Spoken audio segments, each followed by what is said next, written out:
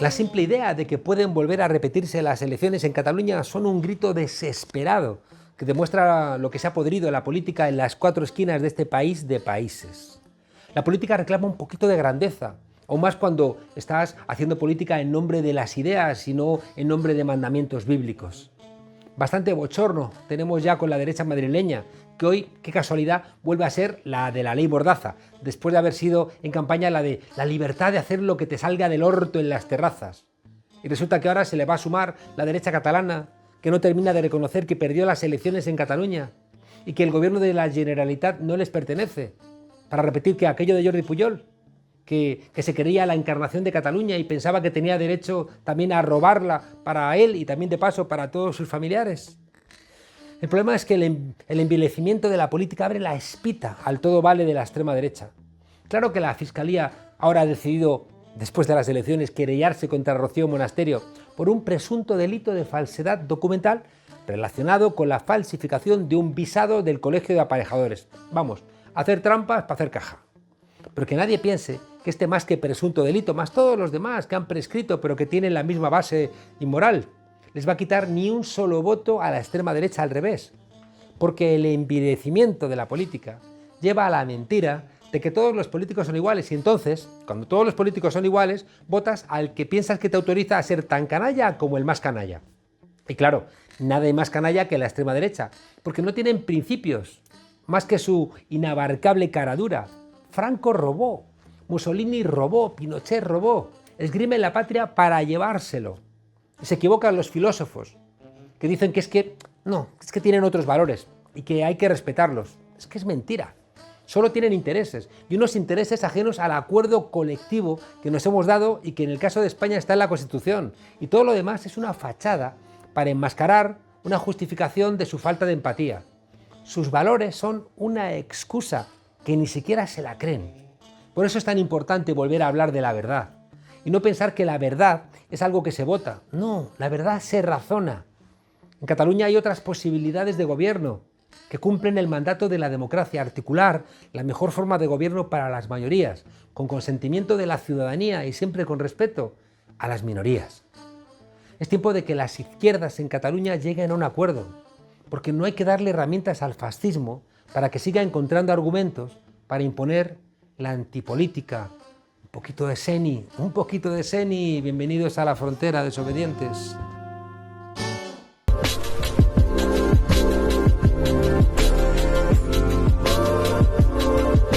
Pues en un lugar de La Mancha de cuyo nombre sí quiere acordarse, no ha mucho tiempo, vivía una niña de provincias que creció escuchando a sus abuelos el relato de un mundo que se desvanece. Natural de Campo de Criptana, es decir, paisana de Sara Montiel. La manchega que nos acompaña esta noche ha decidido ordenar todos esos recuerdos. Bisnieta de campesinos y feriantes, tataranita de carabinero exiliado de Quincallera, esta heredera de una raza mítica. Comprendería años más tarde que tirar un petardo puede ser a veces mucho más divertido que jugar al Candy Crush o al Fortnite en soledad. En fin, que van 2 generaciones en España que les han dicho que se van a comer el mundo, pero se están comiendo una mierda. Eso sí, van a los bares, pero no se van a poder pagar ni el alquiler de un piso ni irse un mes de vacaciones. Igual, tampoco, arriesgarse a tener su propia familia.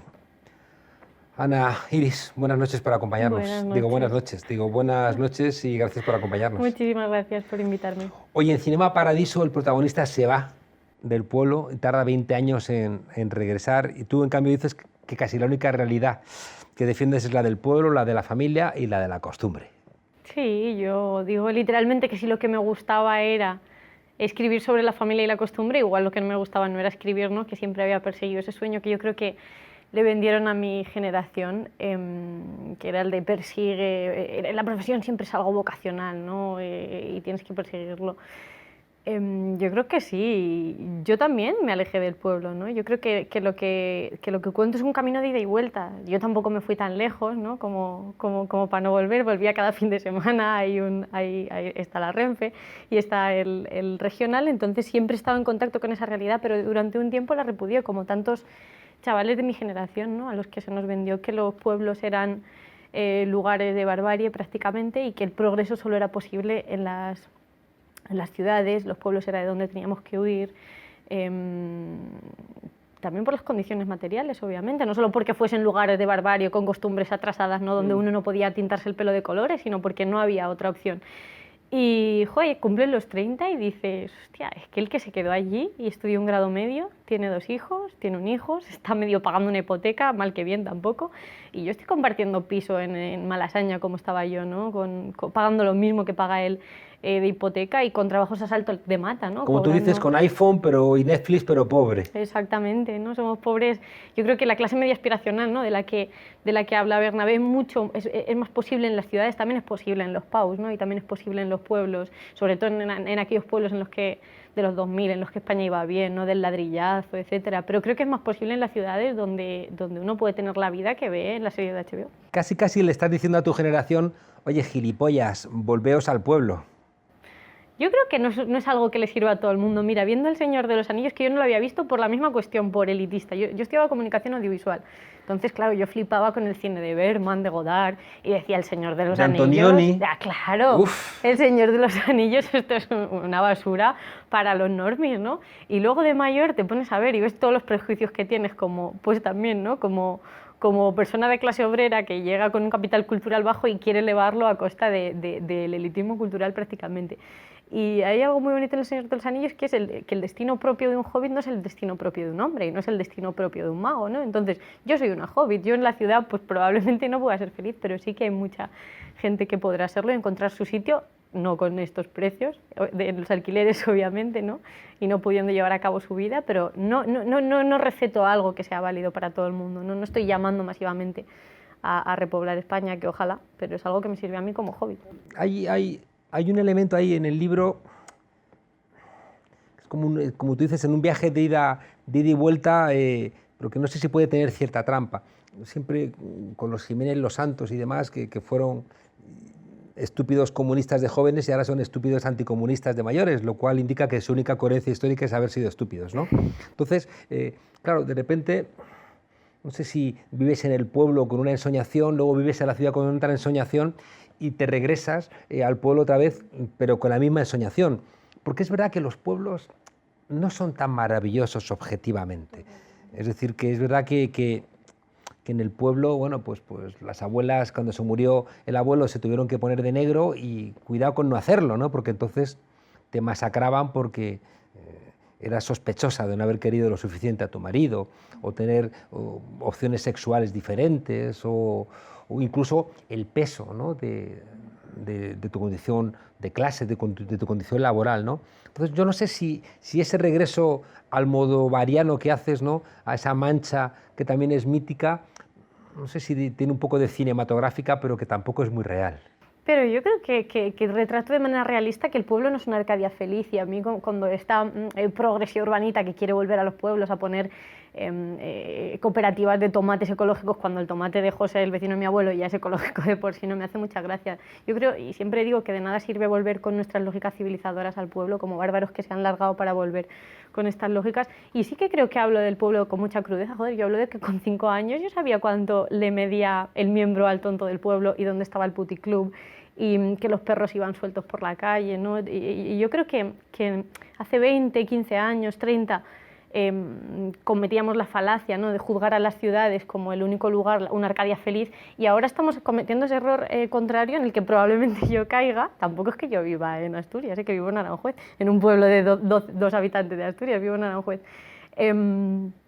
Pero yo creo que estamos cometiendo efectivamente el error contrario, ¿no? Que es el de romantizar la realidad del pueblo. Me escribía un compañero de clase que también ha crecido en La Mancha y me decía, joder, yo que siempre he sido distinto al resto, no me ha ido bien en un pueblo. Creo que también tiene que ver con la realidad de cada uno, con lo que te decía, ¿no? No quiero caer tampoco en el individualismo liberal de pensar todos son casos, ¿no? Y este es mi caso particular, pero obviamente hay gente a la que la realidad del pueblo no le funciona, y hay gente a la que la realidad de la ciudad y de la comunidad electiva no le funciona. Ahí es verdad, como una suerte de revancha del pueblo. Fíjate que no sé, Muchachada Nui, ¿no? Polonia, Joaquín Reyes, todo ese humor es un humor que reivindica otra vez el pueblo, pero desde otras coordenadas, y que no deja de ser una respuesta, es verdad, a ese esnovismo idiota de pijos, ¿no? que que parece que los ha cagado Zeus, ¿no? Y que viven, como tú dices, en Malasaña, malviven, pero creen que porque pagan carísimo un cóctel son mejores, ¿no?, que la gente de otros lados. Y yo sí que veo cierta rabia, ¿no?, de ese esnovismo en tu novela.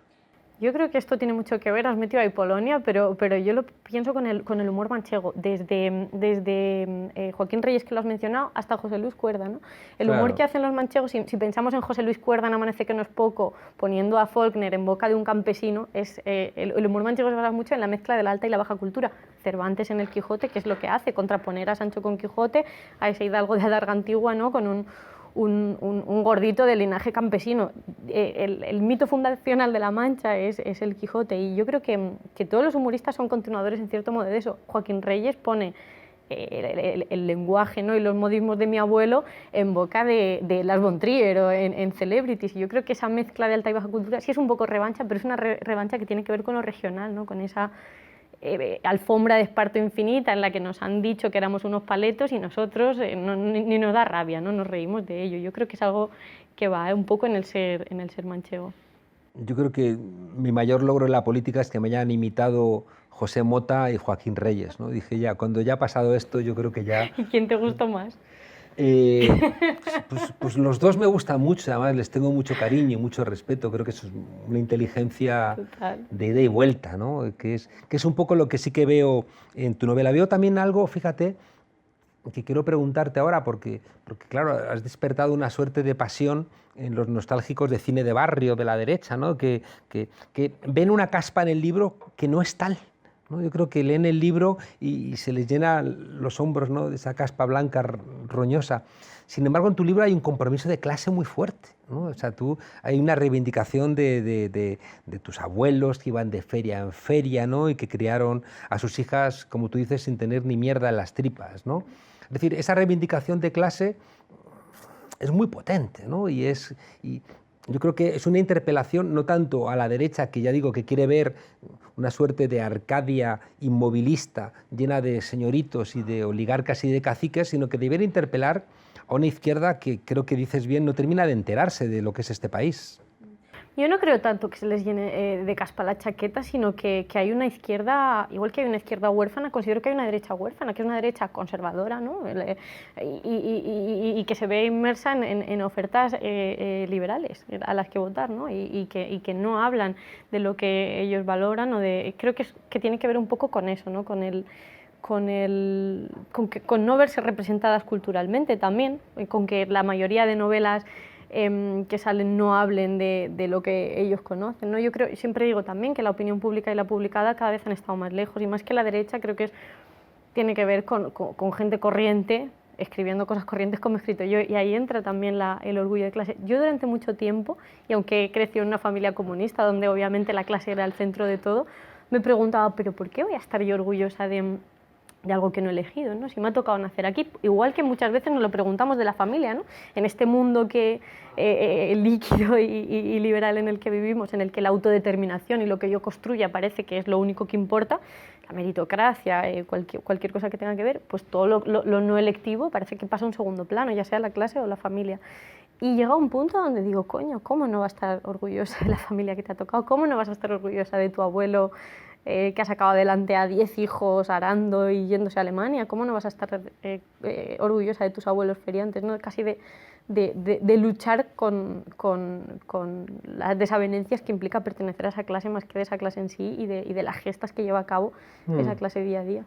Claro, ahí hay una diferencia en la novela que yo creo que es lo que a veces abofetea, ¿no?, cuando lo lees. Una cosa es defender a tu familia, que yo creo que quien no lo defiende pues también se está equivocando, ¿no?, porque somos lo que somos, ¿no?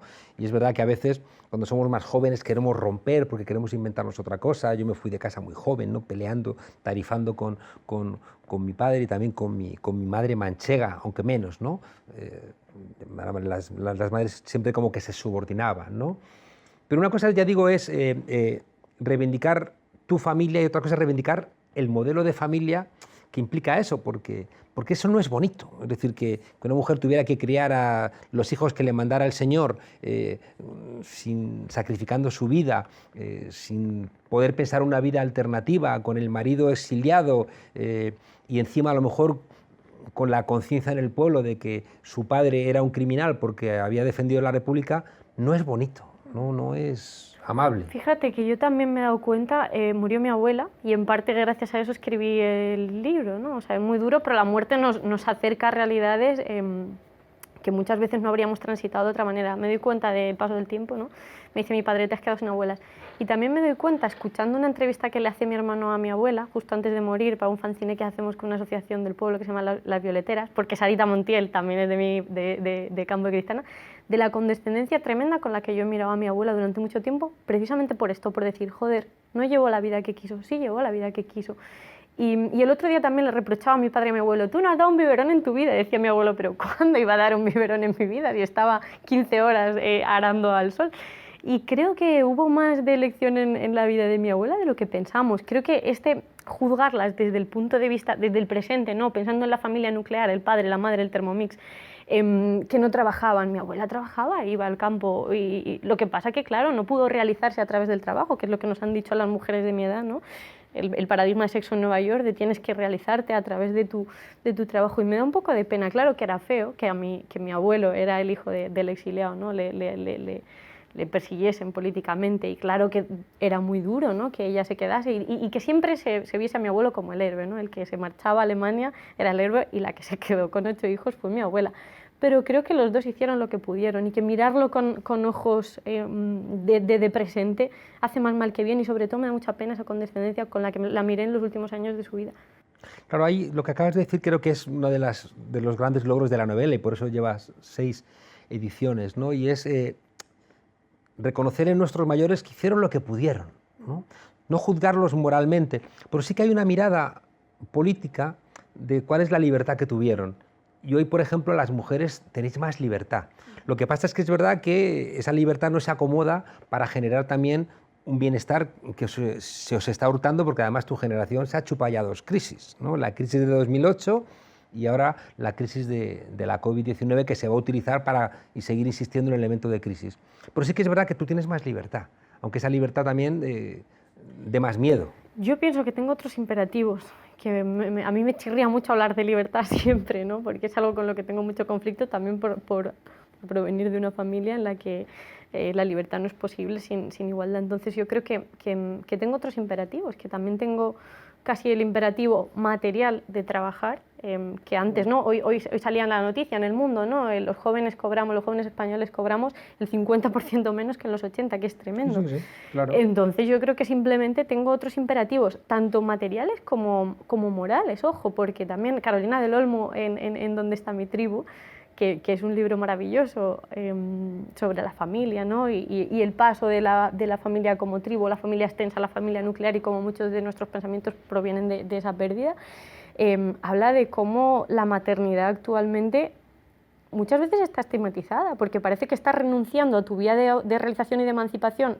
como mujer, que es el trabajo, que hoy fue así, obviamente, la mujer se tenía que incorporar al trabajo, pero a mí muchas veces me da la sensación de haber cambiado un yugo por otro, ¿no? Y de ahora, con 5 meses, cuando estoy embarazada, cuando mi hijo tenga 5 meses, tener que entregarlo en una guardería porque no puedo no hacerlo. Hay en el libro también otro elemento que me parece que es muy, muy bonito, y es frente a esa izquierda, ¿no? que de repente se creyó casi en la obligación política de criticar a la familia per se. Y es verdad que la familia patriarcal pues, tenía muchos elementos criticables, ¿no? De violencia, bueno, pues las mujeres hasta el año 77, si mal no recuerdo, no podíais abrir una cuenta en el banco, ¿no? Entonces sí que es verdad que había elementos relevantes, pero a veces tengo la sensación de que tiraron al niño con el agua sucia, y que de repente la familia, cuando la gente monta una familia y de repente es lo más importante que le ha pasado, ¿no? Tener su propia familia. Sí, yo creo que, mira, el progresismo comete un error, que es pensar que todos son excepciones, ¿no? Que la familia es una fuente de maltrato, que la familia es una fuente de sufrimiento para la mujer. Comete ese error de pensar que solo hay excepciones y no existe una norma, que es que la familia normalmente es fuente de autorrealización y de amor. Y el conservadurismo comete lo contrario, pensar que porque exista una norma, que es la familia tradicional, etcétera, no tienen que existir excepciones. Familias diversas, como la mía, ¿no? Mi madre tiene su novio, mi padre tiene su mujer que es dominicana, y mi hermano y yo vivimos con uno y con otro, ¿no? Indistintamente. Entonces, el conservadurismo comete este error contrario, que es pensar que porque exista la norma norma no ha de existir la diversidad. Y creo que en este caso, y que me preguntas por la izquierda, sí, yo creo que ha ocurrido mucho esto. Y también a mí algo que me molesta mucho es asociar la familia extensa, que es la propia de las clases populares, ¿no? Estos 10 hijos y que intervenga la comunidad, asociar la familia extensa con la derecha y con la derecha nacional católica, incluso del Opus. A mí muchas veces me dicen, el otro día me decían en un programa, dije, tengo 18 primos, y me decían, ya lo entiendo todo, entonces, haciendo ver como que yo era del Opus, y decían, no vayas por ahí, cualquiera que no venga de una clase media de generación y generación, sino de las clases populares, sabe que la familia extensa... Claro. La familia era el único patrimonio de los pobres hasta antes de ayer, ¿no? Claro, igual que los bares son nuestros, los bares son los clubes de los pobres, ¿no? Los ricos tienen sus clubes privados. Hay un capítulo problemático porque es desafiante, sobre todo en un momento en donde las mujeres tienen una lucha por el feminismo que genera tantas controversias y hay tanto impulso político para frenar cualquier logro que tenga que ver con el feminismo, donde tú planteas que toda mujer ama a un fascista, ¿no? A ver, cuéntanos esa provocación. Lo planteó Silvia Plath en su momento. Esto es un poema que hace Silvia Plath a su padre, que se llama Daddy, que es muy bonito, y dice esta frase, toda mujer adora a un fascista, ¿no? Y por un lado, con este capítulo yo quería hacer dos cosas. Una, denunciar en cierto modo desde mi rabia, que hay muchos ataques rabiosos, ¿no? En el libro, la banalización del término fascista. Fascistas, yo digo, ¿no? Fueron los que llevaron a mi abuelo al exilio, no a 4 neocones liberales. Sí, y fusilaron a 200.000 españoles, o sea, que están en cunetas 114.000 todavía. Eso es, a mí lo que me molesta profundamente y me duele es la banalización del término fascista por un lado, y por el otro era una especie de lectura muchos años después de este poema de Silvia Plath, en la que hablaba de nuestros padres, ¿no? Hablaba de que también si todo es fascismo nada lo es, y de la misma manera si todo es machismo nada lo es, ¿no? En este capítulo hablo de la generación de mis padres, ¿no? Y de cómo que mirasen a las chicas guapas cuando estábamos parados en el semáforo ahora sería acusado de micromachismo, cuando a la vez este pensamiento convive con el pensamiento del feminismo liberal, que te dice que tienes que empoderarte a través del cuerpo y que enseñar tu cuerpo es en cierto modo empoderador capital para erótico, la mujer. ¿no? Que exactamente. dice la Hakim. Exactamente, es empoderante para la mujer. Y que hacer todo eso a lo que nos han reducido, que es hacer 2 piernas que son enseñadas durante años y años y años, pues es emancipador si uno lo hace por sí misma. ¿Qué se hace por sí misma en cuanto que existe un otro, ¿no? En cuanto que son los ojos de otro los que te están mirando, ¿no? Esa era un poco mi intención, ¿no? Tanto denunciar la banalización del fascismo y del término fascismo en la que estamos viviendo, y por otro lado revisar o revisitar ese poema de Silvia Plath en clave moderna. Yo entiendo el capítulo y por eso sé que se mueve allí con un precipicio, ¿no? Yo recuerdo una vez en Alemania que fuimos a ver Dresden, una ciudad que me impresionó porque fue bombardeada y fue destrozada. No se habla mucho de ello porque fue un acto de los aliados contra la Alemania nazi, pero fue como el Hiroshima europeo, ¿no? Y recuerdo que nos acompañó una guía y íbamos juntos, que éramos como los más mayores, ¿no? En aquel momento, nada, tendríamos 25 años, ¿no? Y recuerdo que ella era de Dresden y me dijo ella, ¿quieres que quedemos luego y te enseño la ciudad? Y dije, sí, encantado, ¿no? Y cuando volvió se había pintado y le dije, qué guapa estás, ¿no? Y me dijo, no seas machista, ¿no? Y dije, pero ¿por qué me dices eso, no? ¿Por qué te has pintado? Y me dijo, no, me dijo, no me he pintado porque he quedado contigo. Y yo, pero entonces, si no te digo que estás guapa, no sé, no. Siendo consciente de que muchas veces somos machistas sin darnos cuenta, ¿no? Y yo soy consciente de que es verdad que incurrimos en machismos constantemente porque somos hombres educados en una cultura de hombres. Pero tengo la sensación de que en tu capítulo dices, a ver, vamos a intentar poner orden para que no todo sea machismo, ¿no? Tiene que haber algunos elementos que es verdad que son machistas porque es que es real. O sea, en lo que cobráis, en la violencia, en trataros como floreros, en los espacios de relevancia que ocupáis socialmente. Eso es real, está ahí, ¿no? Pero con esta cuestión yo la conclusión que saco es que nos hemos individuado tanto que no somos conscientes de que hay un otro al que apelar, que obviamente esto no es caer en es que cómo vas con una falda, eso da legitimidad a cualquier hombre para poseer tu cuerpo sin preguntarte. Obviamente no. Lo que yo estoy diciendo es que cuando yo me pinto es porque he venido aquí. Ahora por mi casa estaba despeluchada y sin el rabillo pintado, ¿no? O sea, siempre que haya un otro al que apelar y que nos apele, pues vamos a actuar condicionados por esto y no pasa nada. no está mal también decir, no, no, me quiero sentir guapa, es verdad que una parte de sentirme guapa es que estáis vosotros, lo que pasa es que tienes que poner algún freno a esa realidad de que porque estás guapa los hombres pensamos que tenemos derecho a, Claro, pero es no que sé, a poseer ese ese cuerpo. freno normalmente se pone, joder, gracias a Dios, no siempre que nos pintamos o que nos ponemos una falda nos violan. Y gracias a Dios esos discursos que hablan de no, es que van como guarras, por eso la violan, son no minoritarios, casi inexistentes, ¿no? Yo no sé si estaría tan de acuerdo contigo, que estamos yendo hacia atrás en Madrid mucho. Oye, déjame preguntarte casi una última cosa. Veo en las novelas de vuestra generación, me pasaba por ejemplo con Caliente de Luna, Miguel, la ausencia de la reflexión política y cómo afecta realmente a la vida. Es decir, como que planea, ¿no?, el hecho político, la suerte de tu familia, en sus trabajos, en las posibilidades que te va a brindar tu trabajo de llegar a unos lados o a otros, pero no aparece una reflexión de que la política sea algo en lo que trabajar para cambiar la vida de la gente. Y yo creo, mira, venía leyendo justo el libro de Ernesto Castro sobre el 15M. Yo creo que, y fuimos chavales que yo tenía 19 años en 2011, sí, 18 años en 2011. Venimos de ahí, venimos de pensar que la política no era una vía, porque teníamos un bipartidismo ahí, que no nos servía para nada, que nuestra situación era tremenda, y donde muchos de una manera u otra participamos, pero joder, el apoyo de ese movimiento fue tremendo en toda España y por parte de los jóvenes ni te cuento.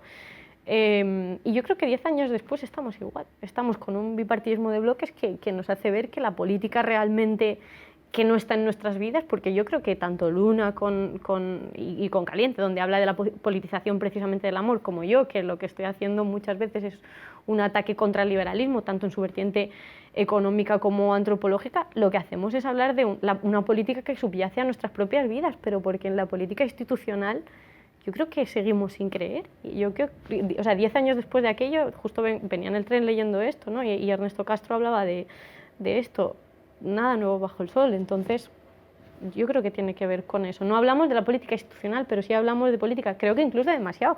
Y se nos acusa de eso siempre, ¿no? Y a mí se me ha acusado un montón de eso, de tener que poner siempre en relación mis vivencias con el afuera, ¿no? Desde Miguel Ángel Blanco, que aparece en uno de los primeros capítulos, hasta Pablo Iglesias también aparece mencionado, ¿no? Cuando llega a Podemos y mi abuelo se pone súper contento porque haya ministro del Partido Comunista en el gobierno. Y yo creo que es justo al contrario, pero no... Mi sensación es que como que forma parte de un paisaje donde no terminas de implicarte, ¿no? Y eso estaba vinculado a la última pregunta que quiero hacerte, que también es una mirada como medio generacional, ¿no? Entrevistando, por ejemplo, a Julieta Valero, que es más mayor, ¿no? Claro, es una mujer que vivió parte de la transición, que vivió las luchas de los 70s, de los 80s.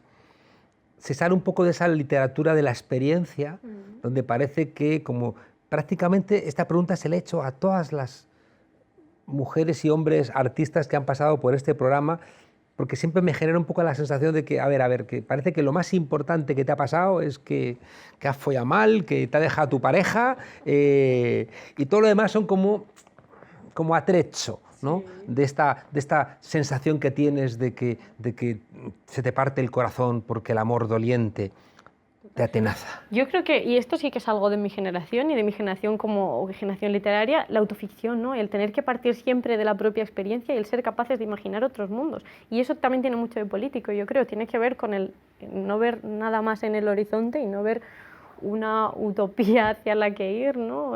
O algo hacia lo que avanzar y también a la politización social, que es que yo creo que también es mucho mayor mucho mayor o equiparable a la de hace 10 años, ¿no? O sea, lo único que vemos es nuestra propia experiencia, que nos va fatal, y solo hablamos de nosotros mismos. También tiene que ver con el ego, obviamente, de una generación cría entre algodones a la que se le quebró el horizonte y ahora nada más que ve negritud.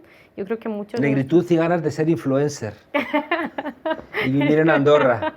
Eso también. Claro, es que somos una generación, eso yo creo que por un lado politizada en un sentido muy vivencial, con cero confianza en en las instituciones. Parecía que en un momento había un poquito de luz, pero yo creo que se va desvaneciendo en nosotros, precisamente por estos datos, ¿no? Por los datos que salen hoy, que vivimos peor que nuestros padres en los 80, joder, y que parece que eso no está en el discurso político ni mediático. Entonces, ¿cómo vamos a sentirnos interpelados por esos medios o por esa política? Pues escribimos sobre nuestras movidas, sobre nuestra familia, Luna sobre su experiencia con el amor, ¿no? Sobre las reflexiones que saca y a ver, sabe Dios lo que venga después. Yo creo que nos estamos haciendo todos mayores a hostias, ¿no? Es decir, y te lo digo yo, montamos un partido nacido del 15M pensando también que íbamos a cambiar las cosas y la posibilidad de cambiar pues son limitadas en este contexto europeo, globalizado y de gobiernos neoliberales donde hay una interiorización de todas estas cosas, ¿no? Y yo creo que al final vuestra generación, creo que en términos literarios, ¿no? Está explotando, creo que identifico mucho genio, mucho talento, pero tengo una cierta sensación de que es verdad que políticamente hay como una suerte de impasse. Yo creo que políticamente o hablamos de nuevo de cambiar el marco o no hay otra opción, ¿no? Por lo que dices, porque la socialdemocracia es muy estrecha. Escribes un libro sobre tus abuelos, sobre la vuelta al pueblo y ya dices que la política tiene que cambiar radicalmente. Claro, pero yo lo digo muchas veces. También hago una crítica muy fuerte, por ejemplo, a la Unión Europea. Y eso ni está ni se le espera, esa crítica, ni en mi generación ni en ninguna otra parece. Parece que de una crítica a la Unión Europea hemos pasado a abrazar críticamente el dinerito que nos dan y la calderilla y a no decir, hostia, ¿qué pasó con esto? ¿No? O sea, yo hablo de la conversión de España en una nación rotonda y de cómo de cómo la feria dejó de tener sentido precisamente por el proceso de la globalización. O sea, sí que creo que lo criticamos. Ahora no tenemos una receta única y decir, joder, pues yo creo que es salirse del marco, ¿no? Pero... O sea, entonces, a ver si he entendido yo bien, o sea, hay que regresar al pueblo para reinventarlo, hay que respetar la familia propia como un paso previo para inventar la propia que uno construya sin los mismos errores, hay que respetar las tradiciones, hay que mirar sin condescendencia al pueblo, hay que reinventar la izquierda y hay que decirle a la Unión Europea que como siga así que se vaya un poquito a la mierda. Más o menos es un buen resumen de Feria. Sí lo es. Bueno, pues estupendo. Muchas Ana Iris gracias. Simón, autora de Feria, gracias por haber escrito el libro. Es un libro valiente, es un libro atrevido, es un libro con coraje y además escrito con cariño por la escritura y eso es muy de agradecer. Gracias por acompañarnos en esta frontera de la Mancha. Yo que también que soy medio manchego, de Vianos. Vaya, pero ¿vuelves? ¿Vas? Vuelvo, voy de vez en cuando allí a ver a mis amigos, a ver al Rubio y a toda esta gente. Siempre hay un Rubio, siempre hay un Rubio moreno. Siempre hay un Rubio, me encontrará por ahí a Bono, pero en fin, de Bono hablaremos otro día. Gracias, Ana Iris. Muchísimas gracias a vosotros por invitarme.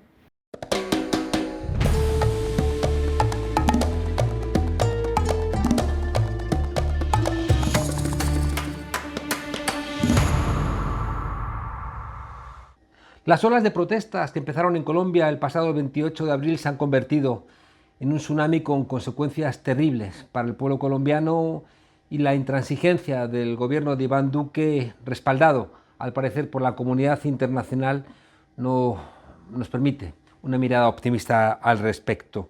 El número de muertos, desaparecidos, agredidos es terrible y no se ve luz en el túnel. Para hablar de este tema tenemos hoy a nuestro corresponsal en América Latina, a Pedro Briguer. Pedro, ¿cómo estás? Un saludo. Un gusto estar con ustedes como siempre, Juan Carlos. Pedro, el gobierno de Iván Duque está echándole las culpas a las FARC de lo que está ocurriendo.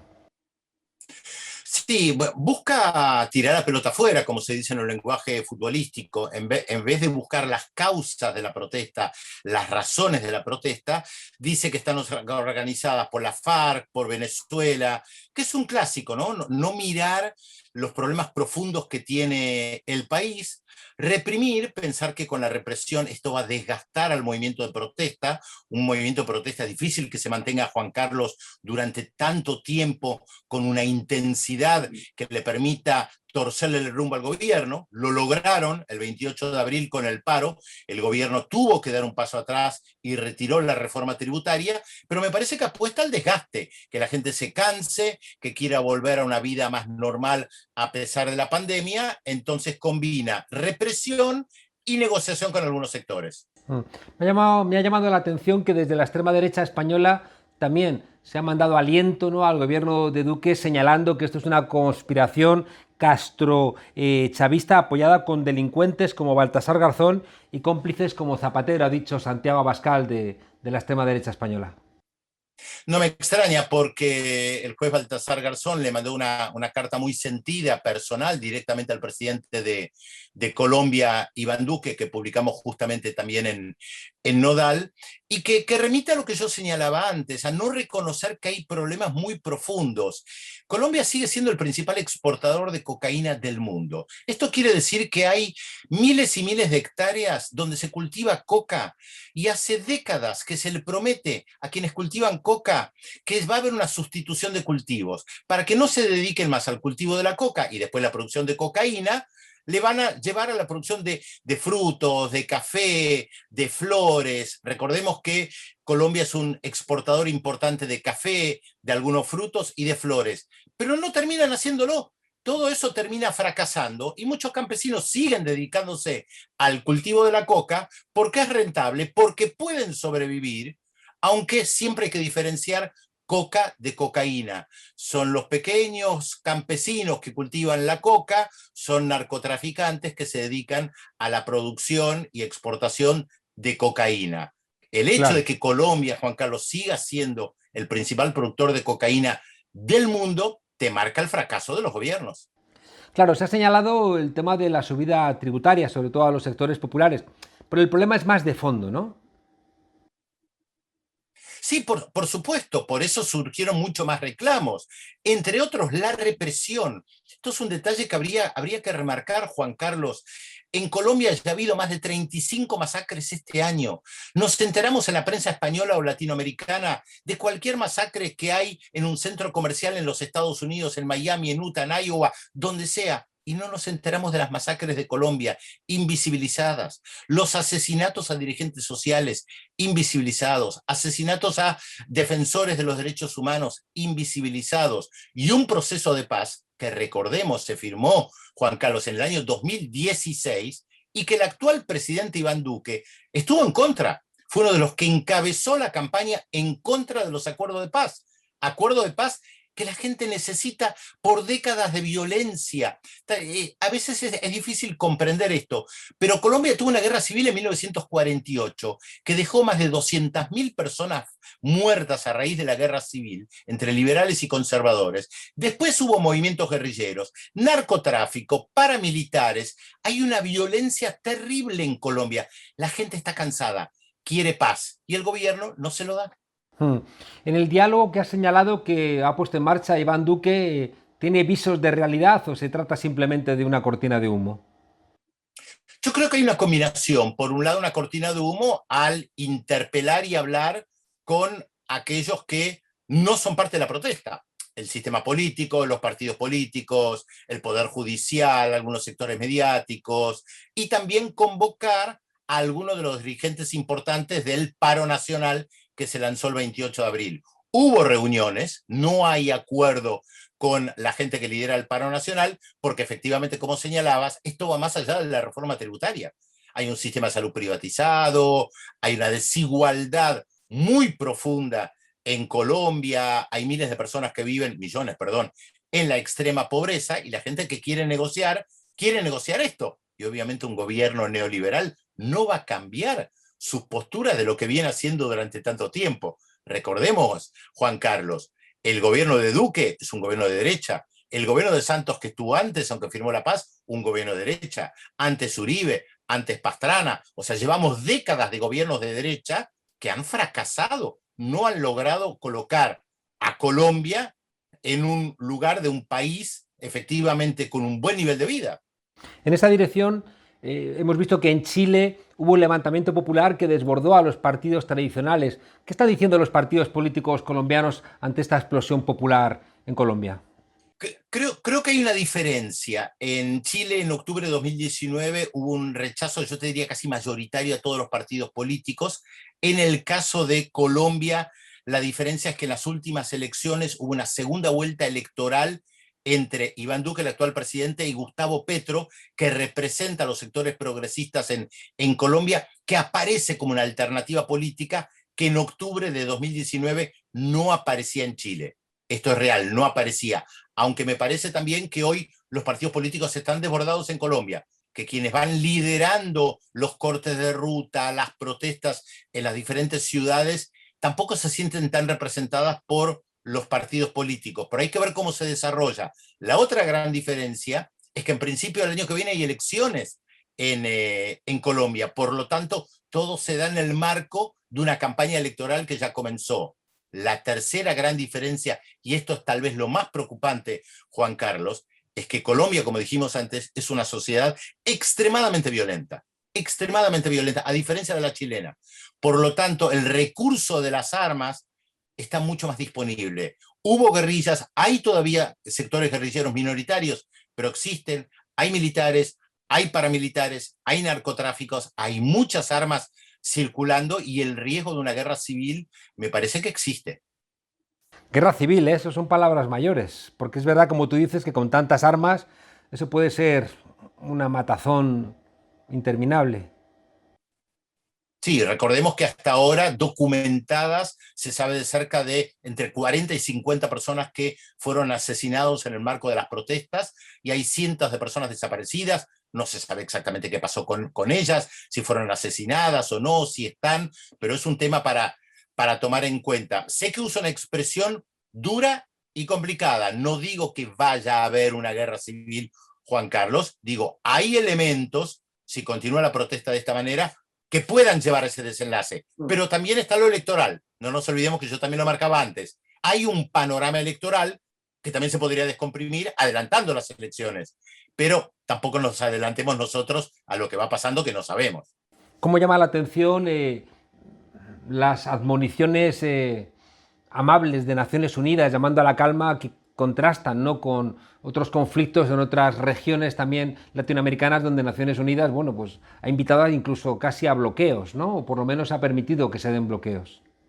Sí, digámoslo con nombre y apellido, Venezuela. El secretario general de la OEA, Luis Almagro, que comunica mucho a través de la red social Twitter, tardó varios días en decir algo de Colombia y permanentemente tuitea sobre la situación en Venezuela. Aunque no esté pasando hoy nada grave como lo de Colombia en Venezuela, él está focalizado en Venezuela, representa a la Organización de Estados Americanos, representa la voz de gran parte de los gobiernos latinoamericanos y de Estados Unidos.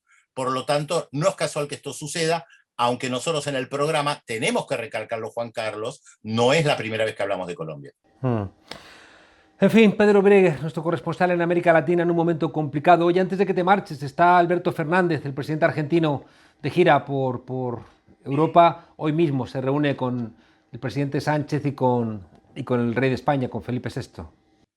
Sí, es parte de las negociaciones que está llevando adelante el gobierno argentino por el tema de la eterna deuda que arrastra la Argentina, en este caso concreto una deuda en gran medida heredada del gobierno de Mauricio Macri, y tiene problemas con los acreedores, con el Fondo Monetario Internacional, con el Banco Mundial, bueno, en menor medida, más que nada con el Club de París, y el tema de conseguir más vacunas, sin lugar a dudas, será parte de la gira, un problema que afecta a todos los países, ¿no?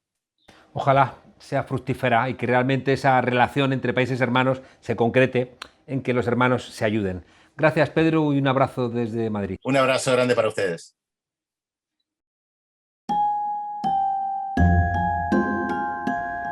El efecto Ayuso, vamos, si empieza a notarse. Se empieza a notar hasta en la televisión pública. ¿O será la consecuencia de aquellos dos diputados del PSOE que, qué curioso, se equivocaron en el momento justo para impedir que hubiera renovación en Radio Televisión Española?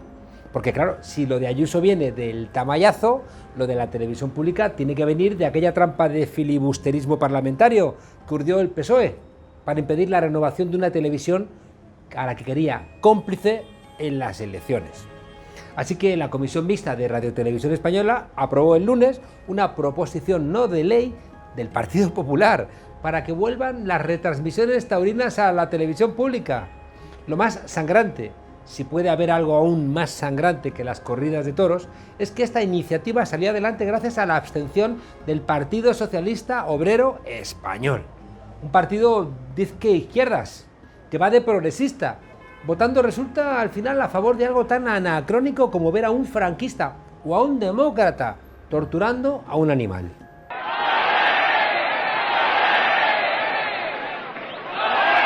En el fondo, igual tampoco es tan extraño. En la calle Ferraz deben pensar que la tauromaquia, al igual que la vivienda, es un bien de mercado que genera actividad económica. Esta es la izquierda que gusta a los dueños del capital. En el argot taurino, una izquierda entregada y voluntariosa a la que no tengas que dar ningún aviso desde presidencia. Con estas faenas, cualquier día vemos a Pedro Sánchez salir a hombros del programa de Ferreras. Ferreras, por cierto, que no es gilipollas, pero le gusta pensar que los demás sí lo son. Y así puede ser amigo de Florentino Pérez y de Villarejo y al tiempo creerse un hombre de izquierdas. Torerismo, torerismo. ¡Aquí se torea mucho, Padre Sebas, mucho! ¿Implicará este regreso al futuro taurino volver a ver al emérito en las ventas?